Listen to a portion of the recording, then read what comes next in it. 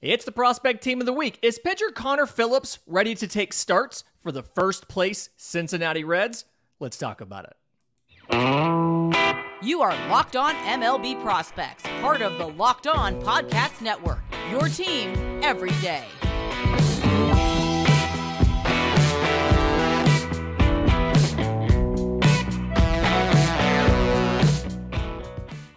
Yes, welcome on in to Locked On MLB Prospects, your home for all things minor league baseball. I'm your host, Lindsey Crosby, freelance baseball writer and podcaster. Thank you for making this your first listen every single day. We're proudly part of the Locked On Podcast Network, where it's your team every day. And today's episode is made possible by our friends at Game Time. Download the Game Time app, create an account, use code LOCKEDONMLB for $20 off your first purchase. Last minute tickets, lowest price guaranteed.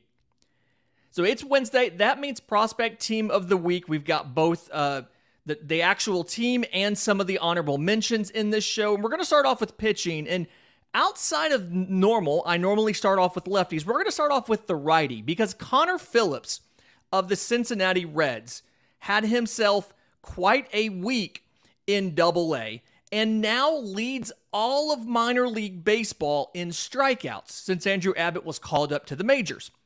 So, 2022 second-round supplemental out of junior college by the Mariners. He was part of the compensation in the Jesse Winker, Eugenio Suarez deal going back to Cincinnati.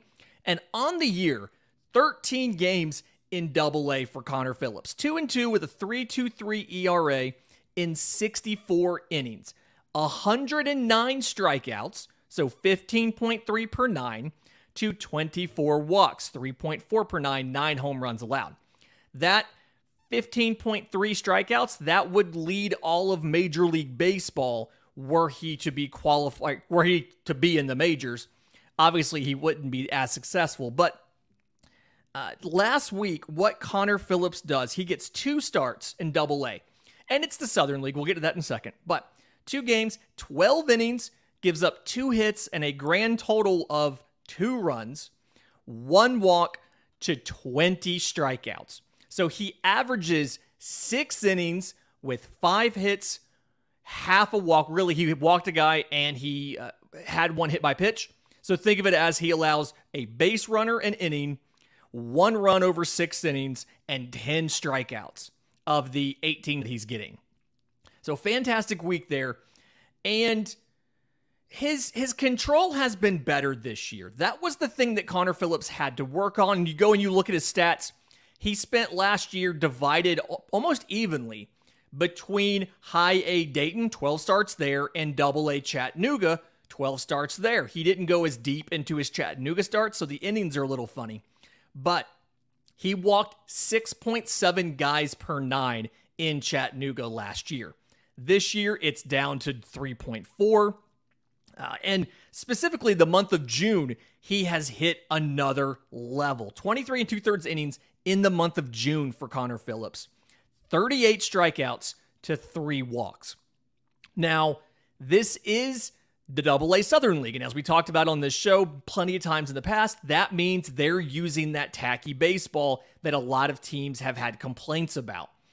From what I understand, he doesn't have ridiculously stupid induced vertical break numbers or induced vertical break increases on his fastball, so I don't think he's getting a lot of extra stuff out of that baseball. I think a lot of this is some natural development. When you watch what he does, I like how he's been able to improve some of his secondaries. The fastball is still a 70 grade fastball. Sits 97. He can touch 100 with it. It's got good carry up in the zone. The slider, I think, is probably a 65 grade now. It's mid-80s, mostly a sweeper, a little bit of drop to it because gravity exists, but it's majority a sweeper. To go along with it, he has a vertical breaking curveball that I've got. A lot of places have it as like average. I've got it as above average because I like how he uses it. It pops up a little bit when it comes out of the hand, so you can kind of tell it's coming from the stands, from the press box. You can see it. I don't quite think hitters are still able to get it. It's a little bit of a big loopier movement. So the tunnel's not perfect on it, but really good movement. And again, having that vertical breaker when you're already throwing a very good horizontal breaking pitch in the sweeper gives you an additional direction. He's also got a changeup, which is fine. I think it's got a little bit better. It's probably closer to average. And so changeup runs one way, sweeper goes the other, curveball goes down, fastball stays up. You've got all your directions. You've got your different velocity bands. It's a really good combination of pitches. And so been very, very excited about what Connor Phillips has been able to put together this last month in Double-A. Kind of don't really know why he's still here. It feels like you need to get him to Triple-A. I know that soon the Southern League is going to get to the second half of the season, and when they do, you're going to lose those baseballs. That was a first half only thing on those pre-tacky baseballs. So maybe the plan is they want to leave him there, see how he does when they take those baseballs away before they promote him, I guess. Just seems odd, and it feels like, especially now that you're in first place, you have an option here to make your major league team better. So little confused there, but either way, Connor Phillips, fantastic week. Runners up here, Luis Perales of the Boston Red Sox. 6 innings pitched in A ball, 1 hit, no runs, 1 walk to 7 strikeouts. Very good outing. Kind of hard to ignore the fact that Phillips, in essence, did it twice.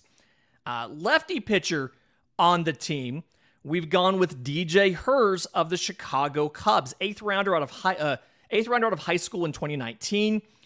On the week, again, Double-A Southern League again, 2 games, 10 innings pitched, 8 hit, 1 run to 3 walks, 14 strikeouts. So just over 1 base runner per inning, but struck out just under a guy and a half per inning. So struck out 3 guys every per 2 innings.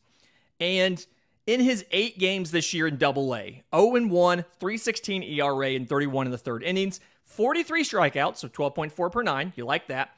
21 walks, 6.03 per 9. You don't love that. Hasn't given up a home run.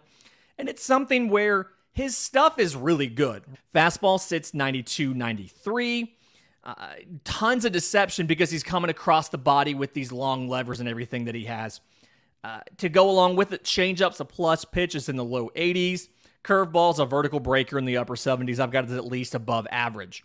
But because of the crossfire delivery, because of the long levers and everything, the control's not great. Obviously, I said 6 walks per 9 innings this season. You go back to last year, he spent 9 games to round out his 2022 in Double-A Tennessee, and he walked 9 guys per 9 innings. 31 2/3 innings, 33 walks. It's like 9.4. And in High A South Bend last year in 17 starts and 63 innings, he walked 37. So you still have those issues. He has to be more efficient. He has to work on the control. Those are tied together. His pitch counts are getting really high because he's throwing so many balls.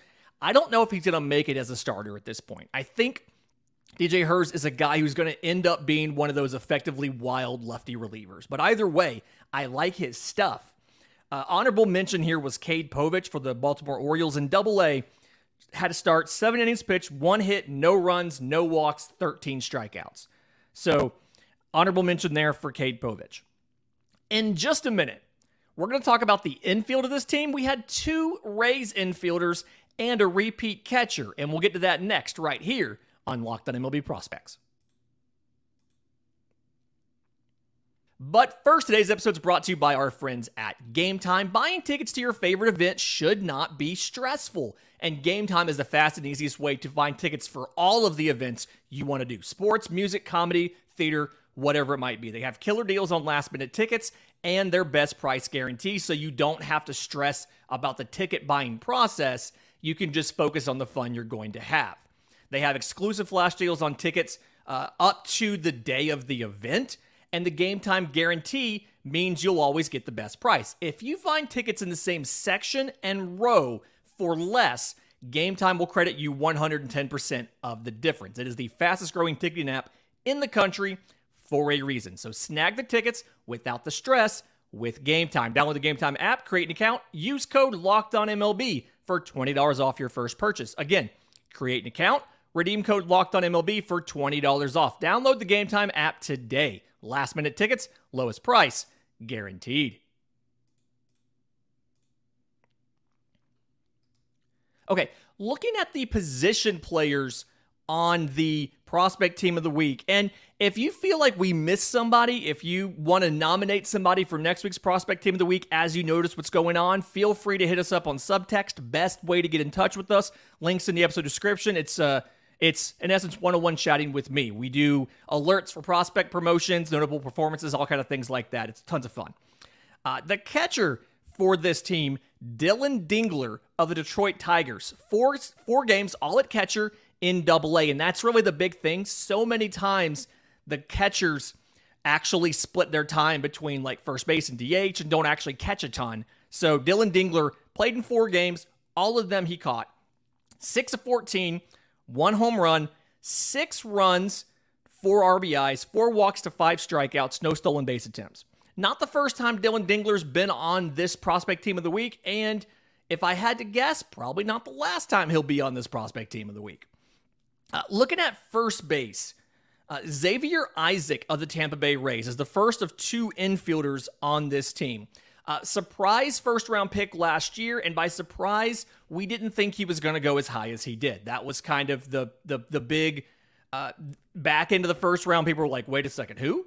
We just didn't think he would be taken that early in the draft, but they saw something that they like. And you can tell in low A Charleston, he's starting to put it together. 6 games last week, 12 of 28, a home run, and 6 doubles. 8 runs to 3 RBIs, no walks to 4 strikeouts, no stolen base attempts.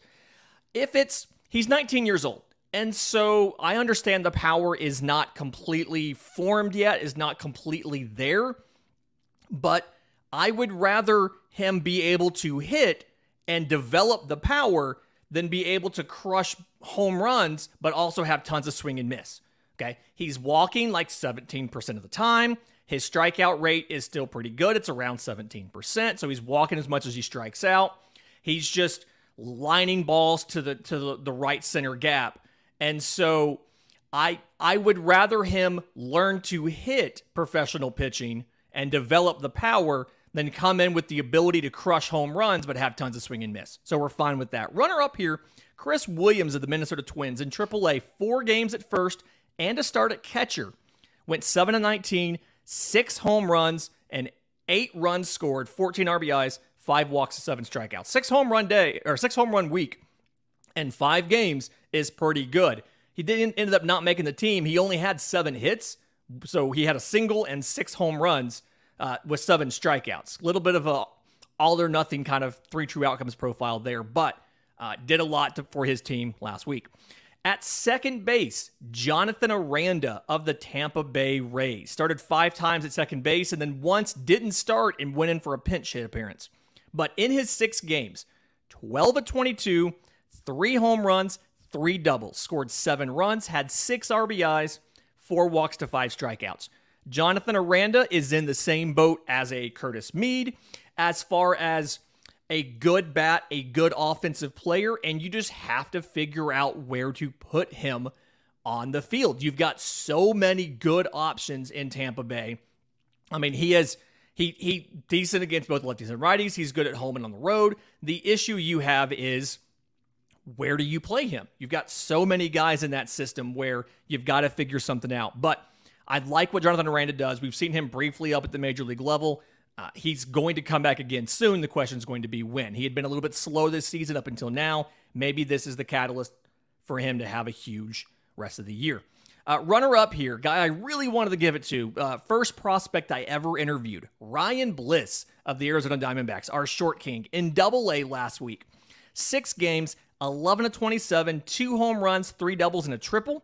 5 runs to 10 RBIs, a walk to 4 strikeouts. Started all 6 games at second base and has really picked it up to a new level this year compared to where he was in the past. Feel really good about Josh Rojas. Just got sent down by the Arizona Diamondbacks, so that's one less person between Ryan Bliss and that second base job in Arizona for a first-place team, although obviously Ketel Marte's kind of a thing. At shortstop, we went with Jett Williams of the New York Mets. Draftee from last year, 6 games, he went 8 of 17 in Single-A with a home run and a triple 8 runs to 4 RBIs, 7 walks to 2 strikeouts, 1 for 1 on stolen bases. Started 5 games at shortstop, also started a game in center field. And that's something we've talked about. We think because of the limitations with the arm and the long-term guys you have in the middle infield already, that's probably where he's going to end up playing when he gets to the bigs. He got, again, 1 of his 6 games was in center field, but the rest were at shortstop, so he qualifies for the shortstop spot on this team. Wasn't a lot of shortstop production last week. I guess because Elly De La Cruz graduated, a lot of guys kind of took the week off. Jackson Merrill for the San Diego Padres. Talking about Jacksons at shortstop who were hot in the minors. He was in high A. In his 6 games, he went 9-24 with 2 home runs and 2 doubles, 4 runs to 6 RBIs, 1 walk, no strikeouts, no stolen base attempts. Third base was really tough on this team. Had a lot of options here for who could have gotten this. Coby Mayo of the Baltimore Orioles ended up being the guy at third base. He played in 7 games last week. They got an extra game in, like a rain makeup thing. 10-24, 3 home runs, 2 doubles, and a triple. So 6 of his 10 hits were for extra bases. 5 runs, 8 RBIs, 4 walks to 8 strikeouts, 1 for 1 on stolen bases. This is just another, he was a 4th rounder in 2020, but just another guy who is in the upper minors in this Orioles system, in this case, AA Bowie, and is an infielder. And there's so many of these guys. I don't know where they're all going to play. It feels like Baltimore has the ability to make moves with position player talent, both infield and outfield, at the deadline. And so do they move some of the AAA guys and they count on guys like Mayo to develop a little bit more and be the starters at the major league level in the future? Or do they move some of the lower guys knowing that they have some high-level talent to backfill the major league roster immediately if something happens? Going to be a really interesting conversation, but either way, fantastic week for Coby Mayo last week. Had a hit in all 7 games, had 3 multi-hit games, and had 3 consecutive home runs. It was like, home runs in consecutive games, Thursday, Friday, and Saturday. So fantastic week for him. Some of the runners up here, and this one was tough. Blaze Jordan of the Boston Red Sox. 5 games at third and a game at first, but in high A, 12-22 in his 6 games, 3 home runs and 4 doubles. Scored 7 runs, had 10 RBIs, 5 walks to 2 strikeouts. Also, Austin Shenton of the Tampa Bay Rays. They were almost the first organization to get 3 guys in the infield in the prospect team of the week. But Austin Shenton, in his 6 games, which he played, had 4 at third base, a game at second, and a game at first in AA Montgomery. In his 6 games, 9-16, hit 3 home runs, had 8 runs to 8 RBIs, 5 walks to 4 strikeouts. So ended up not having a lot of extra stuff outside of the 3 home runs, but scored plenty of runs, had plenty of RBIs as well, walked more than he struck out. Definitely worth mentioning. In just a minute, we're going to get to the outfield, including a guy who needs to be called up, a guy who deservedly has not been promoted yet, and somebody who is no longer a prospect but still may impact things for his team. And we'll get to that next right here on Locked on MLB Prospects.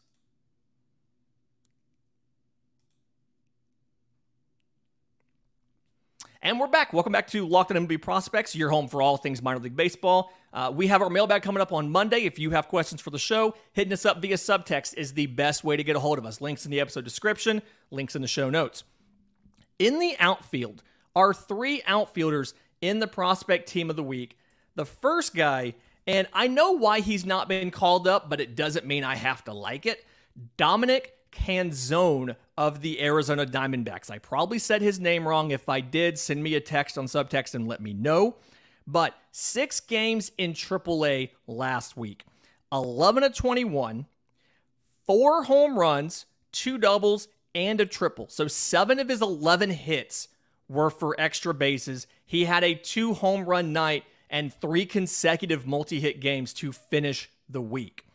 Scored 7 runs, had 10 RBIs, and 1 walk to 2 strikeouts. Now, the reason that when they sent Josh Rojas down and they recalled Alek Thomas instead of Dominic Canzone is because Canzone was not added to the 40-man roster last winter when they had to make the decision. So to bring him up to the majors, you would have had to make a roster move, DFA somebody, put somebody on waivers, something like that. And if you look at what he did last year, it's a defensible decision to not necessarily put him on the 40-man roster and hope he made it through the Rule 5 draft.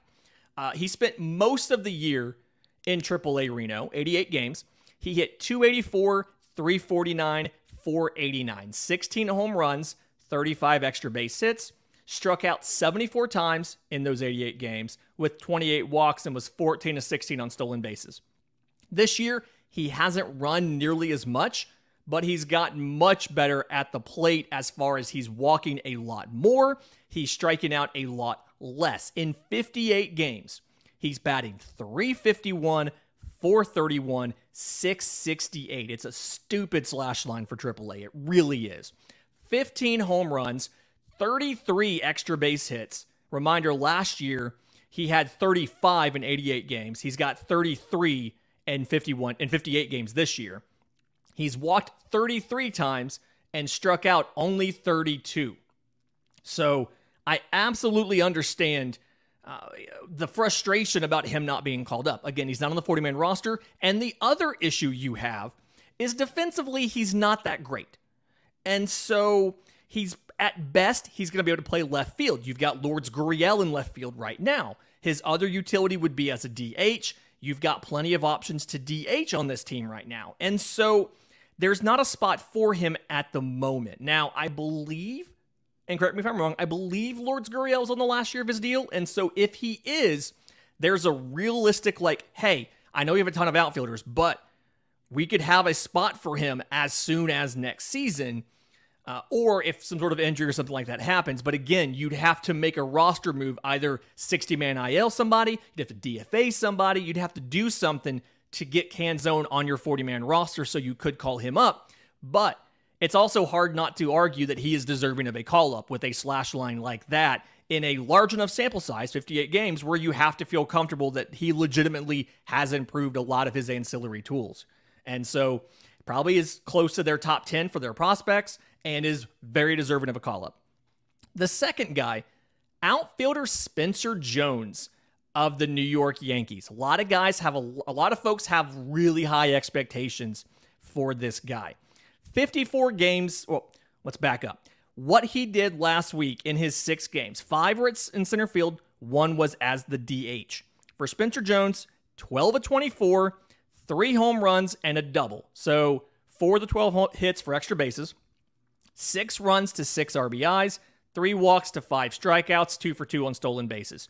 The 5 strikeouts in 6 games, that's the big thing that I'm excited about from the week. We knew Spencer Jones could hit home runs. We knew he could run fast. The big thing for me is the strikeouts, because on the season, and remember, he was a 2022 first rounder last year out of Vandy, and he's in high A. He's in Hudson Valley. It's one of those you're a 22-year-old who came from a Power 5 conference. High A is probably the right level for you. In 54 games, 289, 344, 531, 10 home runs, 32 extra base hits, more than once every other game, 19 walks to 82 strikeouts. Again, in 54 games, Spencer Jones has 82 strikeouts, 16 to 21 on stolen bases. He's 6'7". It is a big swing. He has holes in it. He's working to try to get them better. But in the meantime, he's not only adjusting his swing, he's also learning professional baseball, their pitches, their sequencing, their spin, things like that. There's been struggles, okay? His strikeout rate was at 33%. Now, I will say in the month of June, it has dropped 5%. He's striking out only 28% of the time in the month of June. But some people I saw on Twitter, other places, were asking, why haven't they promoted Spencer Jones yet? That is why you haven't promoted Spencer Jones yet. The power is fantastic. The speed, he explained center field, all of that's fine. You've got to figure out the swing and miss before you go to the next level. And he's always going to have some. Don't get me wrong. He's always going to have some swing and miss. A 6'7" guy will just about always have swing and miss. You've just got to get the it needs to be physical swing and miss because of the size of his zone and not because of swing decisions. So he's got some more work to do. I'm glad they haven't promoted him yet, but if he continues to be able to lower his strikeout rate like he dropped at 5% in June, sooner rather than later, you could see Spencer Jones make the move to Double-A. Third guy on this team, Tirso Ornelas from the San Diego Padres, 2016 IFA, and on the week last week, 13-25, 4 home runs, and 3 doubles. So 7 of his 13 hits are for extra bases. 9 runs, 14 RBIs, 5 walks to 6 strikeouts, no stolen base attempts. He's 23 years old, and he's repeating Double-A. He was there last year, 112 games, 288, 355, 408. It was fine. The power production wasn't anything to be excited about. He had 7 home runs. He had 30 non-home run extra base hits, 28 doubles and 2 triples. And so we just need to see a little bit more of that physical maturation into home runs. So this year, 8 home runs, 24 total extra base hits. The slugging's gone from 408 to 449. Still needs to grow, just not quite there yet. Honorable mention here, Rece Hinds of the Cincinnati Reds. Double-A, so the Southern League again, played all 6 games in right field, 8-21, 6 home runs. He averaged a home run per game. 8 runs, 11 RBIs, 4 walks to 6 strikeouts. The issue Rece Hinds is going to find is with Joey Votto back. They've tried Spencer Steer in left. They tried Christian Encarnacion Strand in right because he has a massive arm, if you remember. And so the corner outfield spots are full. Now, when Rece Hinds does eventually, the timeline's different, right? He's not gone to Triple-A. He's not going to come from Double-A straight to the bigs, we don't think. Cincinnati doesn't usually do that. And so, at least for position players. And so, by the time he makes it up, it could be 2024. Joey Votto may be done. CES may be at first base. You may have more space for him to play. You may be able to put him in a corner outfield spot because you have some of them open. But it's just, right now, playtime is going to be tough. He was hurt last year. He's got a huge arm. He's got fantastic raw power, but there's questions about holes in the swing. You look at his stats right now. He struck out 94 times in 58 games. Like, he's not ready to get moved up to Triple-A. I don't know how much of that is the Southern League baseball, but either way, Rece Hinds is not ready. But wanted to give him honorable mention. 6 home runs in a week is a fantastic performance. He doubled his season output. He has 12 on the season. Half of them were last week. Shout out to Rece Hinds for that. A few more shows coming up this week. It's going to be fantastic. In the meantime, if you have questions for the show, best way to reach us is our subtext. Links in the episode description. You sign up. You can chat with me. You have any questions, you send them in. They get priority for our mailbags. We always send out alerts about prospect promotions, things like that. Definitely worth it. In the meantime, remember, it's always a great time to pay a minor leaguer.